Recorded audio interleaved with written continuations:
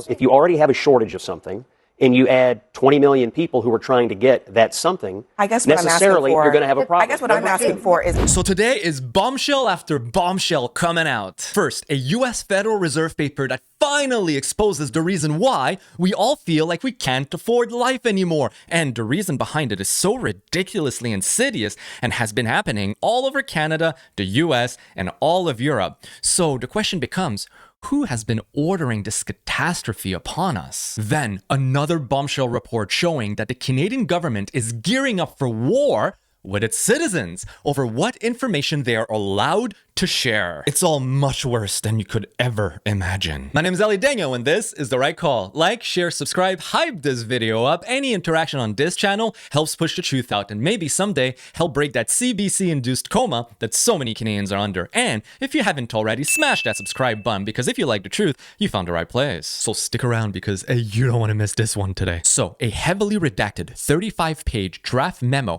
from Industry Minister Melanie Joly's department calls for preventing, detecting, and responding to false information on platforms like Facebook, X, and LinkedIn, including potential legal actions as long as you get senior personnel approval. Effectively, the Canadian government is gearing up for war over information with its own citizens. So now, Bill C-8, Bill C-9, Bill C-11, Bill C-12, Bill C-22, and Bill C-34 all make sense. This is turning into total warfare over your minds. The Canadian people are not to be trusted forming their own thoughts and opinions. No, this is only for CBC and CTV to dictate, and if you use any online platform and listen to any independent voices, they are not to be trusted and you must be controlled. So who's going to define misinformation? Will the government become the arbiter of truth? Is a Ministry of Truth going to be a new department that our government creates? Will we start seeing notices like these on my posts and all other creators' posts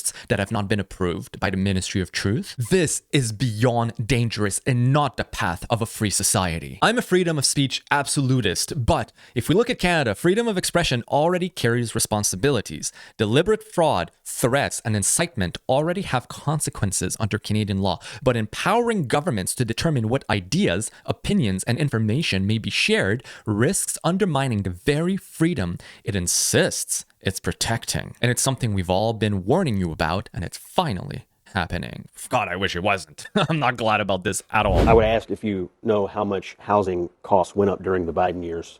It went up significantly, but why add to them by adding tariffs? They didn't go down in the last year. You're actually raising the cost by tariffs. You're talking about due to interest rates. You mean like buying a home? Is that what you're talking about? Yes, prices of housing went up 20, 30% during the 4 years that Joe Biden was in. Some of the arguments we're having about housing in the United States and how expensive it is, the bulk of it came while Biden was president. What Scott Besson is saying is objectively true.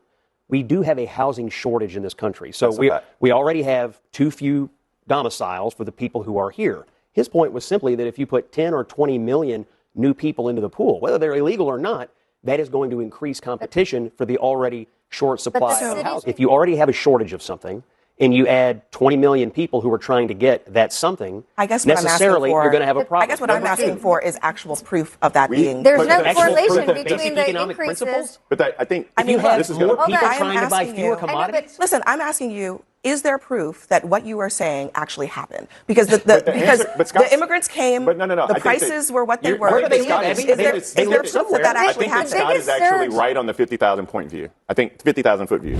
God, how do these people end up on TV? That bickering? What the hell?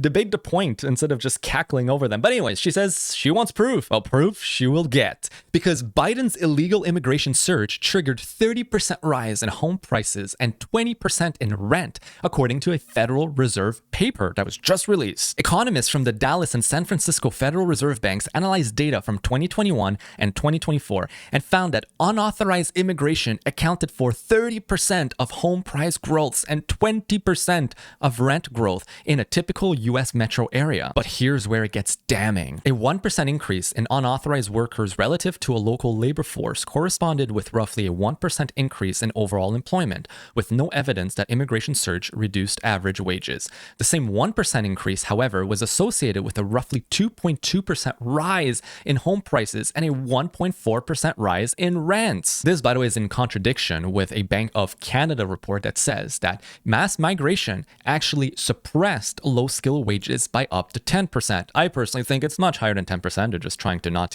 break the narrative too much for the Carney liberals. However, Bank of Canada found that mass migration does suppress wages. This Federal Reserve paper found that it did not suppress wages.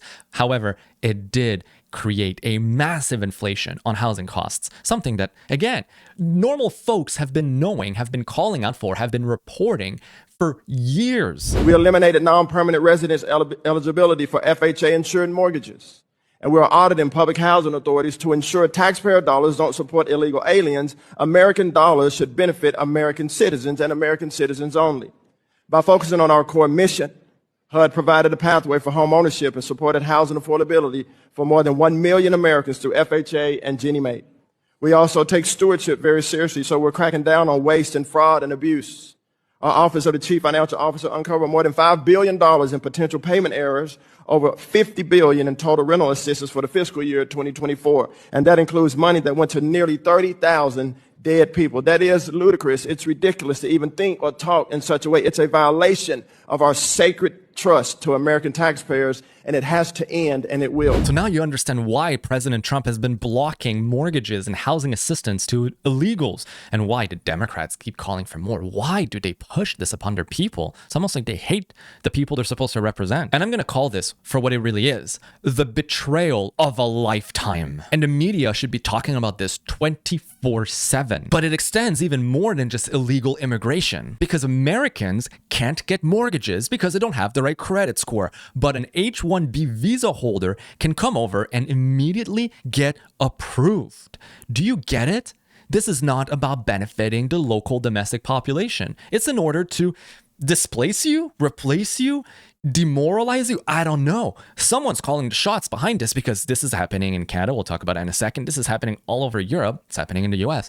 Who's pushing for this? Side note, an H-1B visa is a work visa in Canada. So now compare and contrast the same, but with Canada. According to StatScan, Canada has a 1.5% annual newcomer rate. That means 1.5% of our population grows every year due to migration from outside the country coming in. This, by the way, tops the G7 countries, and if that's not bad enough, the 34 OECD countries. Further, in 2021, 8.3 million people, or 23% of our population, was landed immigrants or permanent residents, the highest in our entire history. So how much did immigration contribute to our unaffordable cost of living? How much did immigration rob millennials, which is my generation, Gen Zs, which is younger than me, and Gen Alpha, which is my son's generation, from home ownership and the ability to start a family? The reality is that it doesn't have to be this way. The only reason why we are bringing in more people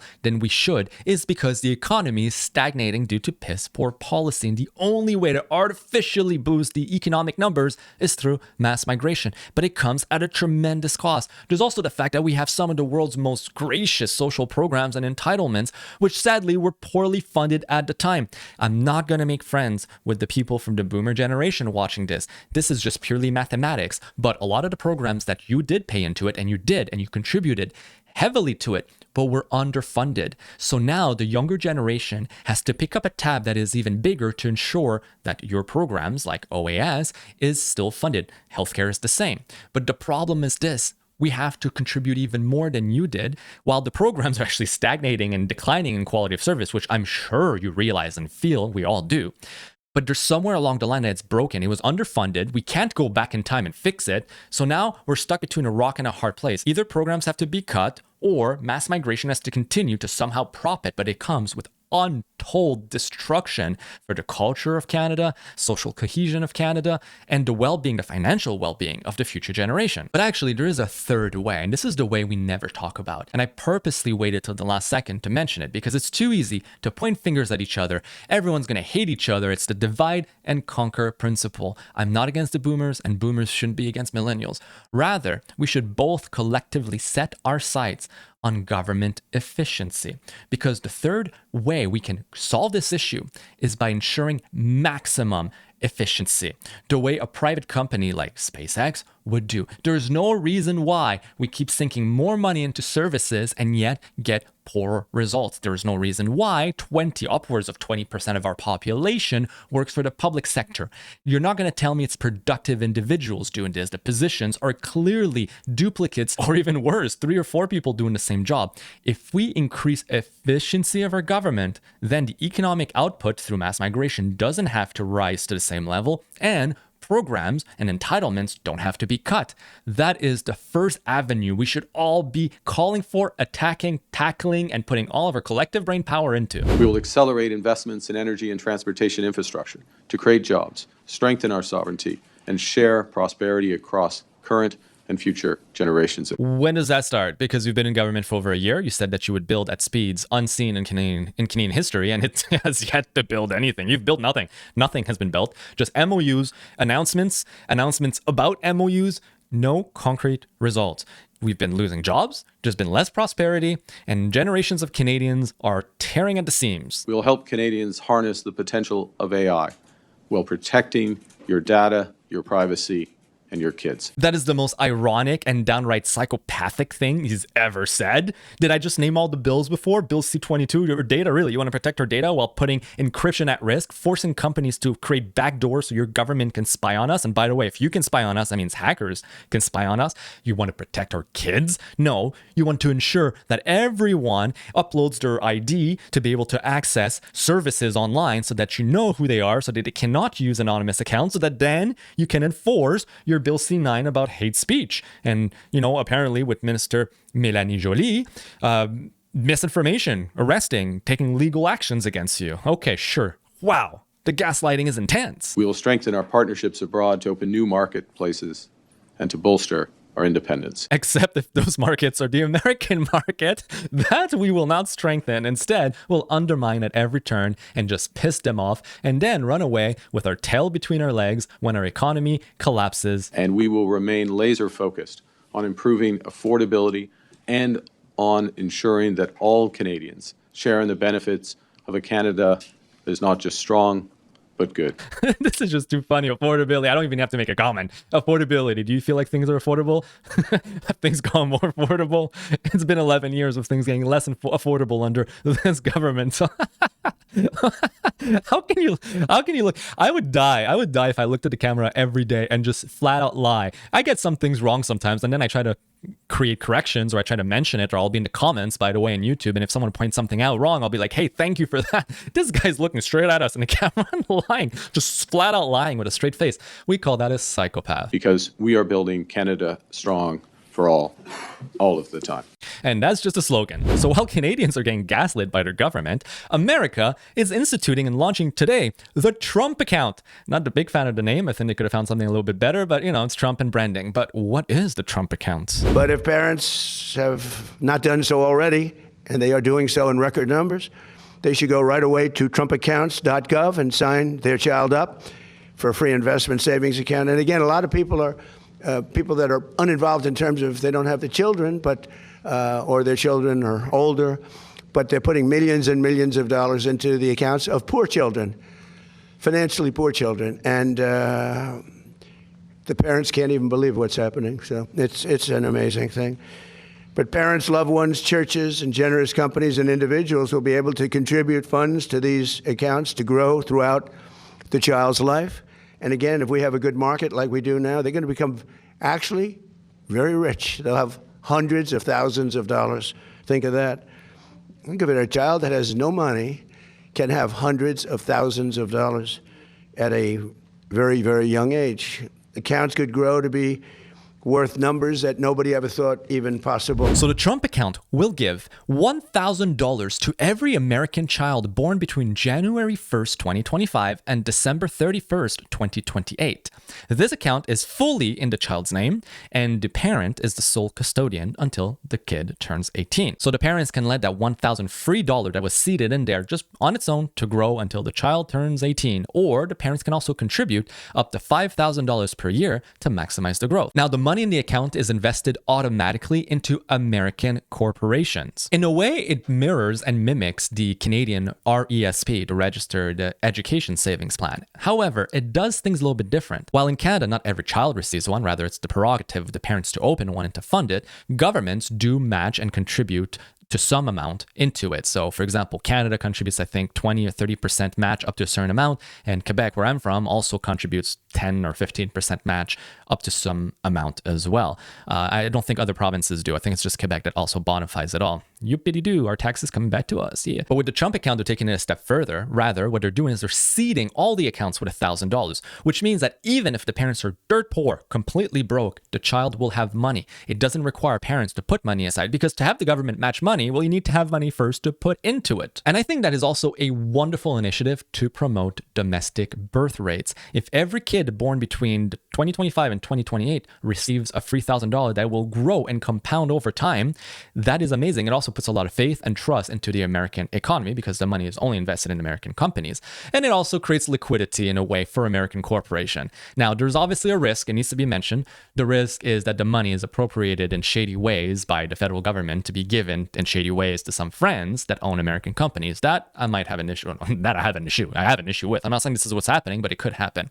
However, I think the idea and the execution behind it is impeccable. It's incredible. And I think it is better than the Canadian Registered Education Savings Plan here in Canada. So good on the Trump admin, and Canada, maybe we should take notice and start doing the same to promote birth rates here. That'd be great. Another thing that we should do, though, is promote private investment into our infrastructure. However, it seems to be a little bit hard right now. Premier Smith, the South Bow pipeline to the U.S. is fully subscribed. It has signed contracts with so many oil producers. It will be full for the next 20 years. The Carney pipeline project has no customers signed up. Isn't it obvious that no one in the industry actually believes this is going to be built? Certainly not enough to put their own money into it. Well, thanks for the nice neutral question. I mean, she's got a point right there. Typical liberal media with their leading questions that are more like statements in order to, get a gotcha moment than anything. But anyways, let's listen to what she says, because I don't agree with Premier Smith there at all, actually. I think she makes a horrible case for private investment by mistake. I would say it's a bit premature to make that point. I think that what we've done with our West Coast pipeline is announced an intention for the federal and provincial government to work together. We've got a private proponent. We have to make sure that we can get all of the Indigenous consultation and ownership stake, make sure that we do the environmental approvals. And I have absolutely... So thank you for mentioning two reasons why private investment might be scared off from, putting their money into a project in Canada. Confidence with the conversations that we've been having with the Pathways Group that we will get those commitments. Remember, you can start a pipeline with a smaller amount going through it, and then you can do compression, just like we're seeing with the Trans Mountain pipeline. They began with a little bit of a smaller volume, but they're also increasing now up to 300,000 barrels. I think it's our job to make sure that we can expand the industry by 2 million barrels. So not only can we fill the South Bow line, we can fill the West Coast line, we can fill our new northern, what were you calling yours? Northern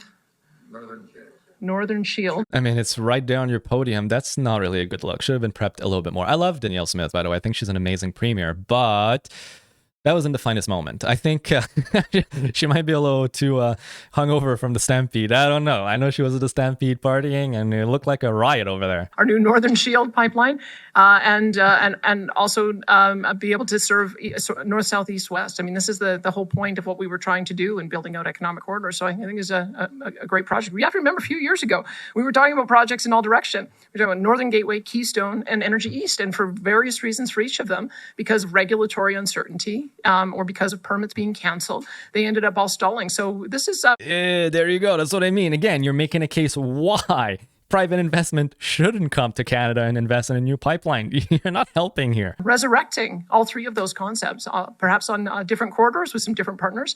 But I feel like the industry was there 10 years ago, they can be there again. Because if your goal was to scare off investment by saying that it's complicated in Canada, requires a lot of consultations, lots of approval, lots of studies, and on top of that, projects get canceled last seconds for myriad of reasons, well, yeah, private investment's not going to want to come. They want to put their money in and get results fast so that money can start flowing in. And that's not what she said right there. So that does not inspire confidence whatsoever. And as much as I hate the journalist, because it was a loaded question, but I mean, the journalist is right. American projects are always fully subscribed, aka they always raise all the money they want. Sometimes they even oversubscribe. oversubscribed, but Canadian projects are hardly ever subscribed. As a matter of fact, the only way private investment comes in is if they get support from the government, and that's not okay. We should not be subsidizing with taxpayer dollars projects because our regulatory burden and our economic environment is just so piss poor that no one wants to put their money here. We should fix the causes first. We should fix all the reasons why money doesn't want to flow in, and then money will flow in. Just let it come in. Get out of the way.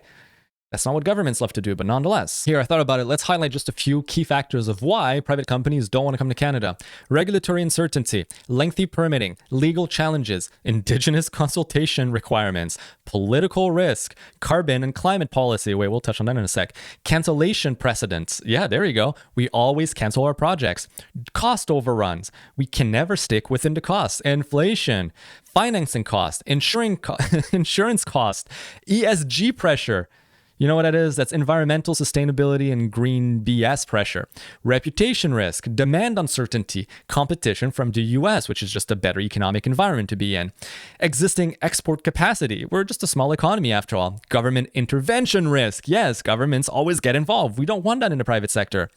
Provincial and federal disputes, municipal opposition, environmental opposition, labor shortages, supply chain issues, currency fluctuation and probably devaluation, indigenous equity expectation, and the opportunity cost. If all those reasons before that are not a good enough reason to not put your money in Canada, well, the opportunity cost, knowing that that money could serve you better somewhere else and grow so much faster, is. And speaking about carbon and ESG regulations, see, the top 10 producers by output of oil, crude oil in the world, Canada, the US, Russia, Saudi Arabia, China, Iraq, Iran, the United Arab Emirates, Brazil, and Kuwait.